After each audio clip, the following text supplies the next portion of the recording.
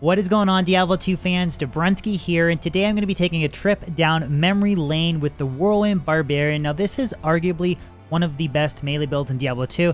I'm going to be honest, it is my least favorite build to play. I find Whirlwind extremely clunky, and dealing with mana burn is pretty annoying, but with that all put aside, it is a super powerful character and arguably the best or second best melee character. I kind of think Zealer is the best, again, in my humble opinion, but I haven't covered an extensive deep dive into a godly geared Whirlwind Barbarian, so that's what today's video is going to be about.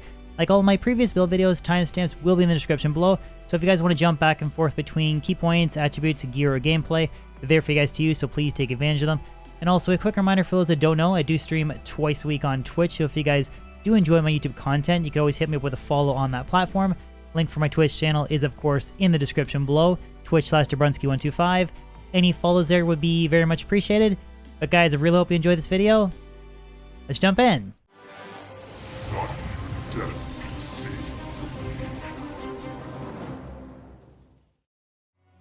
There's three key points that I want to go over before I jump into the gear and the gameplay for this Whirlwind Barbarian. The first is the attributes, second is the skill point investment, and the third is the Whirlwind technique, what is preferred, what you should try and avoid. So first, starting off with the attribute distribution, this Barbarian is level 94, and I went the route of max vitality. I really feel like if you're farming like Bale runs or something on higher players difficulty settings, you want to try and shoot for at least 4,000 life after battle orders. Max strength Barbarian builds, they're fun to play with, but they're not super viable, especially in hardcore. So for this setup, I went max vitality. So taking a look at the attribute distribution, I have 165 into strength. So a lot of that is plus strength from Rumored Enigma. Again, more on that when I go over the gear. But I have 139 into dexterity, which I need 136 for the Rumored's Grief in Phase Blades.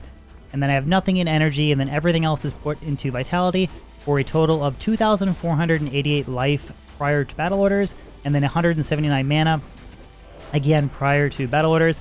And then this barb has 75 fire res, 51 cold res, 75 lightning, and 38 poison res. For the skill point investment, first starting off with the Warcry skill tree, I have 1 point into all the prerequisites until I got Battle Command, so I have 1 hard point into it.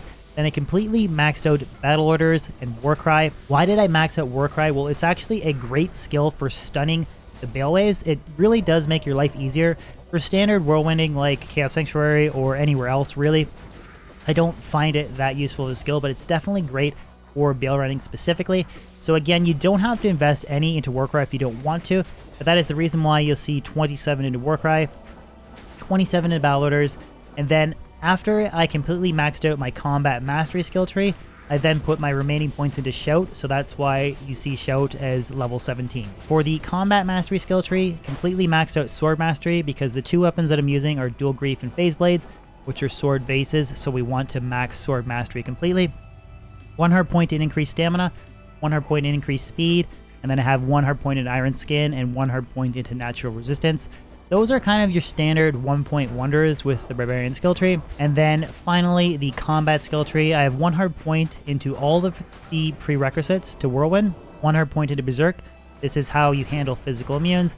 And then I completely maxed out Whirlwind for level 27, which is 158% damage and 130% attack rating.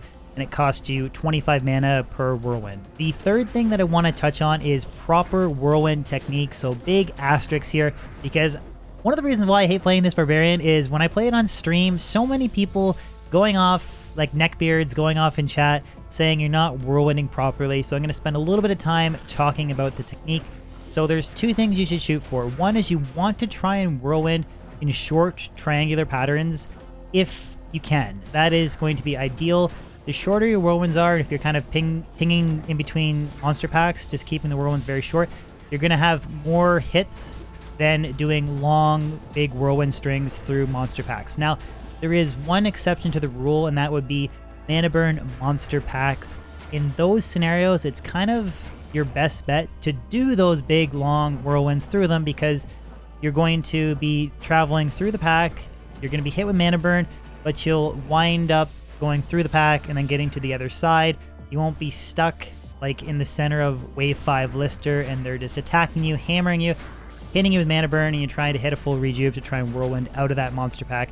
It's just a good way of avoiding it. So ideally, try and keep your Whirlwinds short and do the best you can for your triangle technique. You're not going to please everybody, but if you do run into some mana burn monster packs, big long Whirlwinds through them is going to improve the situation a little bit. So the gear check for this Barbarian, I'm using very standard meta gear. I didn't want to do anything kind of niche for this build video. So starting off with the weapons, dual grief in phase blades, just 2 of them together, twice the amount of hits, more damage, and then grief is the single strongest melee rune word in the game. So we're using dual grief, phase blades. The chest plate is Enigma in a dust shroud for teleport. You can use fortitude, but the ability to reposition your mercenary to get that decrep proc from Reaper's Toll is far better than fortitude in my opinion. For the helmet, I have G-Face. Deadly Strike and Crushing Blow is going to be the best. Ariat's Face is a decent substitute, but pure damage, G-Face is always going to be better than Ariat's. And then I have an ED attack rating, Dexterity Fire Res Rare Jewel in this G-Face. And then High Lords for the Deadly Strike. Increased attack speed on your gear does not help you reach your Whirlwind breakpoints. I should have mentioned that in the key points. It's very important to note that only your weapon IS is going to determine your increased attack speed breakpoints for Whirlwind specifically. Just want to make that very clear. The Deadly Strike is the reason why you want to use High Lords. That IS will not help you for Whirlwind specifically. For the boots, Gore Riders, Raven Frost for Cannot Be Frozen and Dexterity. Cold Absorb is nice. I have a Dual Leech, Quad Res Ring with 9 to Strength. String of Ears for my belt. The Life Leech and DR is phenomenal on this belt. The single best melee belt in the game. And then for the gloves, Laying of Hands, the 350 ED to Demons and 55 res. Nothing beats this. Drax is not going to proc Life Tap with Whirlwind. That should be pointed out as well. Chance to cast on Striking does not work with Whirlwind. So Laying of Hands are the best gloves in my opinion. And then on the offhand, I have dual Hodos.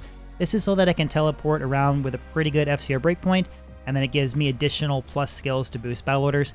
You can alternate between 1 Heart of the Oak and 1 CTA. That's going to give you a little bit higher battle orders. It's 1 extra skill, but you're sacrificing FCR breakpoints. So dual Hodo, in my opinion, is the better way to go.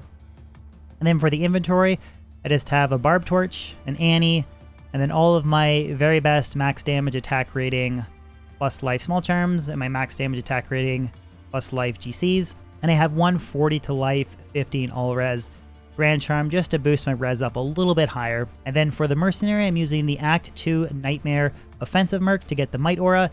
And then I have a Chammed V-Gaze. This is so he does not get frozen during Wave 2 of Bale Running. And then just that additional 20 DR is pretty nice. I have Treachery. This is for that 45 increased attack speed breakpoint with Reaper's Toll and the Fade proc. Really just want the Merc to strike as often as he can and proc that Decrep Curse to significantly boost our Whirlwind damage output. And the weapon is an Ohmed Ethereal Reaper's Toll.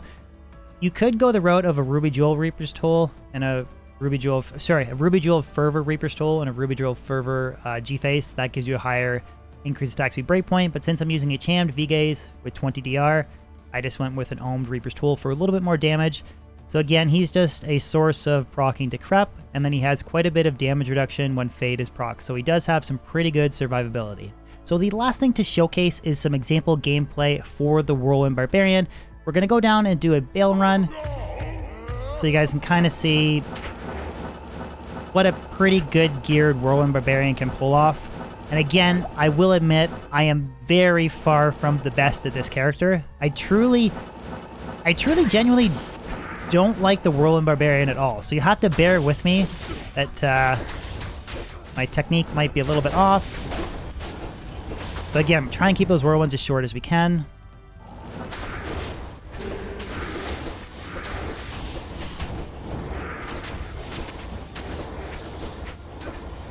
Hopefully we get that Mercenary to proc the Crep as well. Okay, so we'll try and get buffed up and get ready to Warcry. So Warcry, everything is stunned, and then we switch to the main hand and kind of Whirlwind through everything.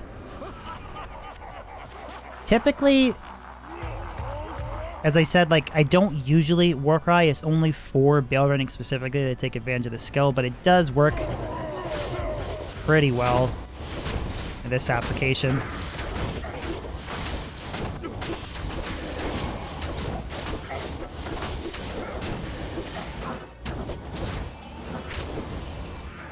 Let's get the mage. And again, the nice thing about using Enigma is just the ability to reposition. You don't have your perfect whirlwinds. At least you can kind of make up for it with a little reposition. That was wave 2. Wave 3 usually goes by a little bit quicker.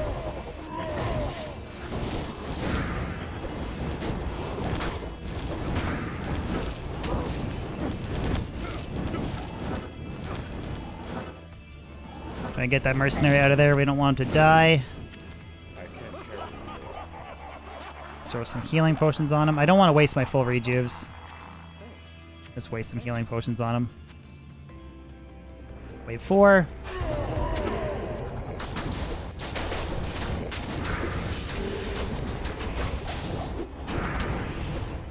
Okay, the final wave.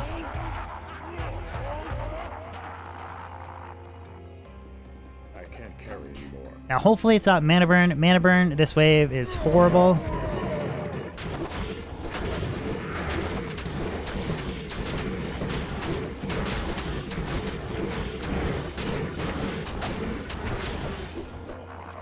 There we go.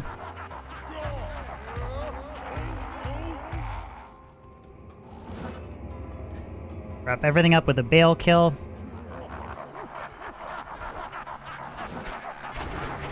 Trying to whirlwind around him in triangles if you can.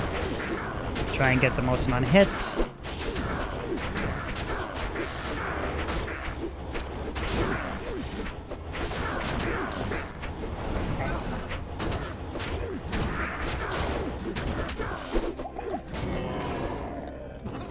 And there we go. Unique Fulge, Glowing Orb, bunch of garbage Bale drops, but that is a showcase of the Whirlwind Barbarian doing a couple Bale runs. And again, I'm not the best at this character, but it is definitely effective at what it does. Well guys, there you have it. That wraps up today's video. Hopefully you guys enjoyed it. Again, let me know in the comment section below if you guys disagree with the gear choice or if you would tweak the build in any way. Again, this was sort of just my take on the Whirlwind Barbarian. Any feedback is always welcome, and I do read your comments in the comment section below. But as always, if you guys could throw a like on this video, share it, and even consider subscribing if you're new to my channel. I post new weekly content on YouTube, and I do stream it twice a week on Twitch. So any follows on Twitch or subs on YouTube would be amazing. Other than that, guys, hope you have a fan-frickin-tastic day, and I'll catch you on my next video or live stream. Peace out.